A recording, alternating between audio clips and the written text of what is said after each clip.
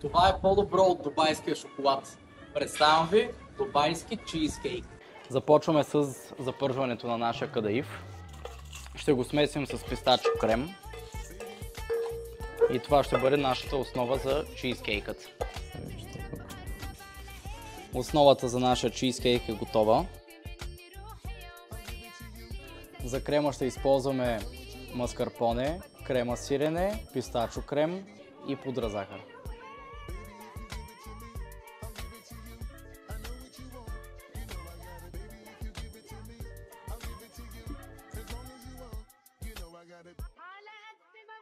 Ще завършим нашия чизкейк с бял и черен шоколад.